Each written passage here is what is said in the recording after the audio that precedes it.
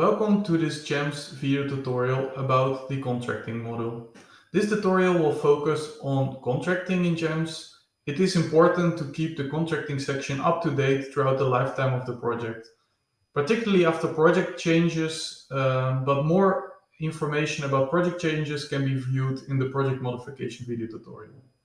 First, in this video, we will discuss very briefly what is included in Jems, and then we will demonstrate the more complex logic of privileges in the system related to contracting, codes of interventions, and the possible workarounds.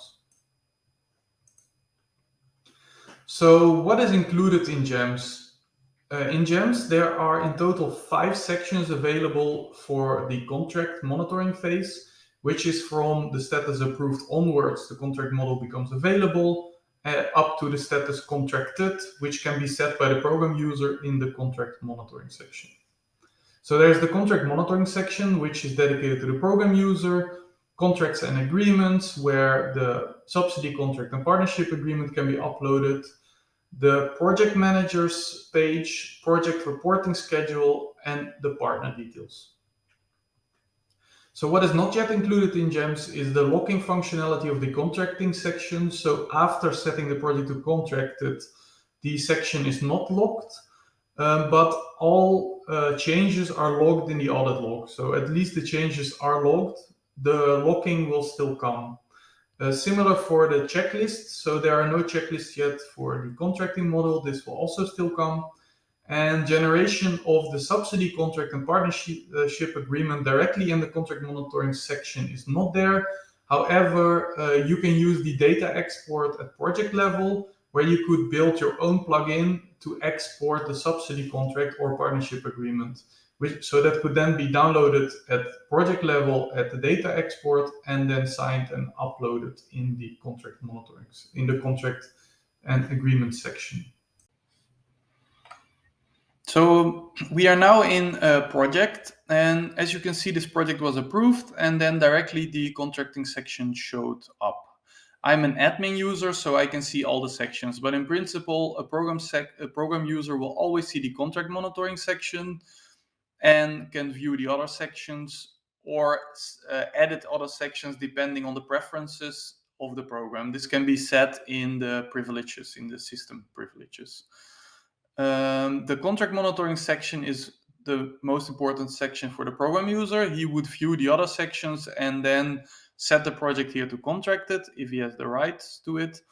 And he also defines here the start date, the subsidy entry, contract entry into force date, and assigns certain typologies, which will later on also be reported to the European Commission. So if the project, for example, falls under Article 94 or 95, or if it's of strategic importance.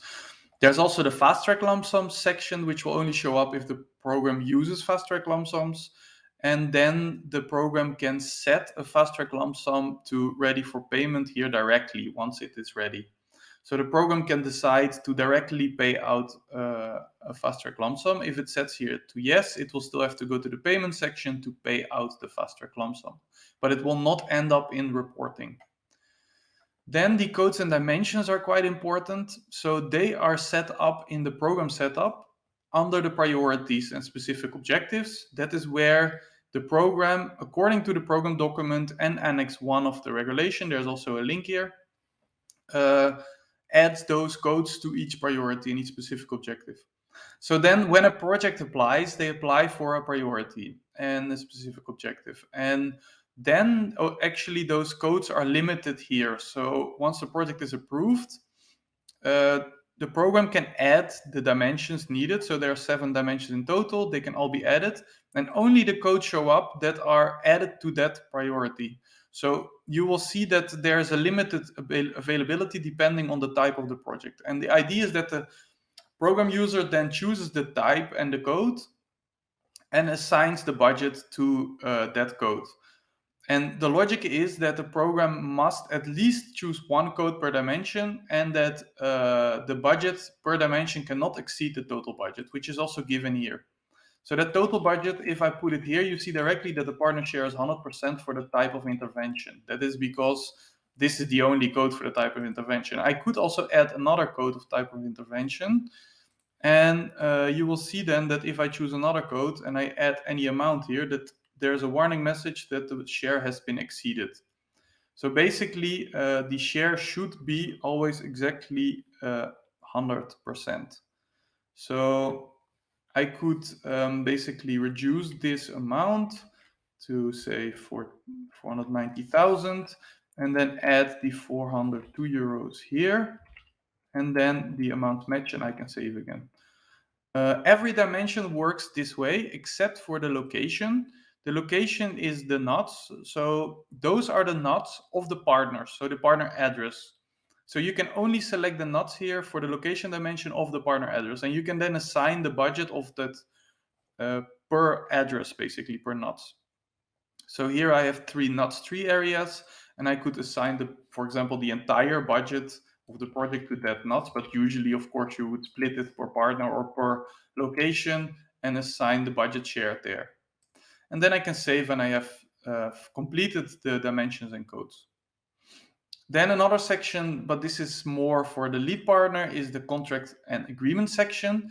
So this is where the documents can be uploaded. So the templates are not generated in the system as such here. You can also see that the start date and end date are shown because the program user filled this in, but they can be signed and uploaded here. What a program could do as a workaround for now is that they could go to the data exports, which you can find under the application form. And the data exports has a new update. You can here add your own plugins. So it comes, of course, with the application form in PDF and the budget export coming with Jems. But you could develop here your own subsidy contract plugin or partnership agreement plugin, which can then be generated here. So a user could then generate a template, download it, sign it, maybe send it. The lead partner could send it after signing to the MA. The MA could sign it and send it back by post and then scan it and upload it here. So that can be done in that way. Then there's the project manager section. This is where just contact details are completed by the lead partner for the project managers of the project so that they can be contacted.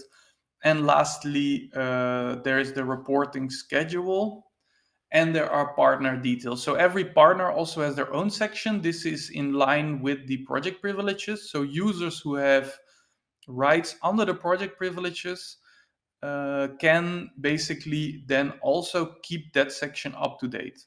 So if a program wants that a lead partner fills in that information, they could also set that and give also the lead partner rights for other partners to complete this section. In principle, these sections are, of course, easiest if they are kept up to date by each of the partners. So there is some input data that has to be completed here, like the location of documents, bank details. There's also a possibility to upload documents, and that can all be done for each partner here. Now I will go back to the project reporting schedule. This is basically also quite an interesting section because the privileges for this section are quite flexible. So each program can decide how they want to do the reporting schedule. So they should be set. So they are the project reporting schedule deadlines. So we do not have project reporting yet, but this will impact project reporting once project reporting is developed. So usually, like most likely, project reports are going to be linked to those deadlines. And since we allow for both disentangled reporting and complete project reporting, the user who has edit rights here can choose to say that this type of report is only a content report, a finance, or both. And then he could link it to the period. And the idea is that those are the periods from the application form. So as you also see below here, here's the time plan from the application form. And you also see here on hover the deadline set up in the deadline planner. And you can see basically which deadlines are planned where. And it, of course, makes also sense that these are then the delivery periods and the delivery date of that report. So if a report covers more than one period, you would, for example, set the deadline to the period of when the report should be delivered. So if I change, for example, this one to period 5, and I set also the date to a different date, then you can assume that this report most likely will cover the time between the previous report and the current report. This can still be completed in the project report later, but so keep in mind that the period and the date are mainly for the deadline and the delivery date of the report. So what is so unique about this section is what I will show you now lastly in the privileges. So if I go to the system and to the privileges, you can see that, of course, there are still the two sections for the program user and the applicant. That also for the applicant, you can set the privilege to hide, view, or edit. And this allows the user, the lead partner or the project manager to edit also this section. And partners will have view over that section. You could also set that same right for the program user, and you can decide also the program user to have edit rights. And what you could do that way is that either you could decide as a program to manage the reporting schedule top down, so you would set this to view, and the applicant could only see the deadlines, or you could set it to edit and ask the lead partner to propose deadlines, because maybe you have rather a bottom-up approach, and you would say, well, lead partner, you have a time plan set up in the application form, and you want to propose deadlines to us because you have some important moments in your project where you would like to report. And then, of course, the program could still correct those. But you could also decide that the partner has no role and he can just view. So you can really also let them first propose and then have you edit it, or have you edit it only as a program, or let only the applicant edit it. So that is fully flexible. And that way you could, together with the project, decide on the reporting schedule. So this is basically in brief a small video tutorial about the contracting model. And after the project has been set to contracted, the reporting model appears. But more about that in the reporting video tutorial. Thank you very much for watching. And if there's any further questions, don't hesitate to reach us on the help desk.